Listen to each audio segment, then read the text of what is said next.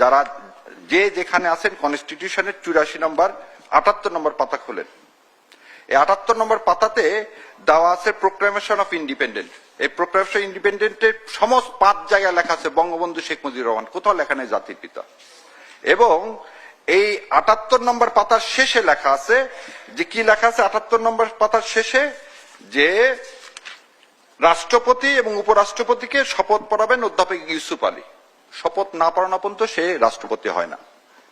শেখ মুজিবুর রহমান 10 তারিখে বাংলাদেশে এসে নামলেন ভারত দিল্লি হয়ে। দিল্লির কথা ছাড়া তো আবার নামতে পারেন না ওনারা। দিল্লি হয়ে নামলেন, শপথ পড়লেন না। 11 তারিখে উনি কি দিলেন? Provisional constitution of Bangladesh order. শপথ ছাড়া নিজেকে রাষ্ট্রপতি ঘোষণা করতে পারেন, তাহলে সে একজন প্রথম বাংলাদেশের বেআইনি রাষ্ট্রপতি। সে শপথই নেননি। আজকে যে সনদের কথা নিয়ে তুগলুকি শুরু হয়েছে সেই 72 সালের 11 জানুয়ারি। এই পেজ নম্বর কত সেটাও বলে দিই, 84 নম্বর পাতায় কনস্টিটিউশনে উনি নিজেকে ডিক্লেয়ার করলেন। 84 নম্বর পাতা দেখেন, 84 নম্বর পাতায় নিচে কি সাইন করছেন উনি? বাংলাদেশের রাষ্ট্রপতি হিসাবে Sheikh Mujibur Rahman, president of the people's republic of Bangladesh. Fraud কাকে বলে? মুক্তিযুদ্ধের সাথে প্রতারণা, মুক্তিযোদ্ধাদের সাথে প্রতারণা। আর আজকে আপনি আসছেন তুগলুকি আইন না। এই 72 সালের যে এই প্রভিশন কনস্টিটিউশন অর্ডার দিলেন উনি কোন ক্ষমতা বলে দিলেন? উনি তো শপথই নেননি, তাহলে ওটা বেআইনি।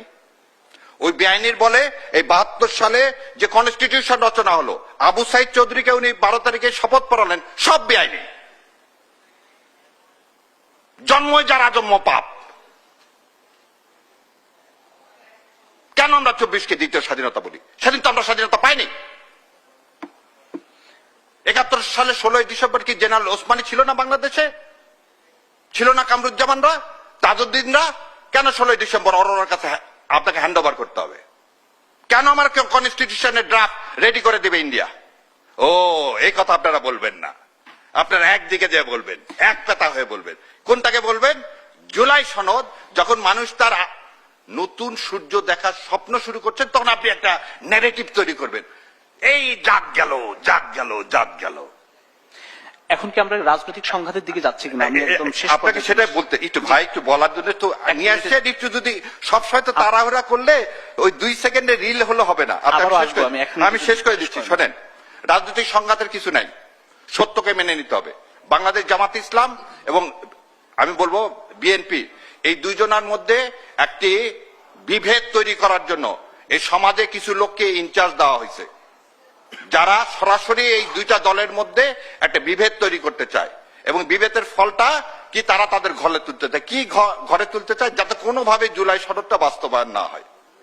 আবার পরিষ্কার বলতেছি, বিএনপি এবং জামাতের মধ্যে কোন রকম বিভেদ তৈরি করতে পারলে ভারত এবং আওয়ামী লীগ কি হবে? সবচেয়ে বেশি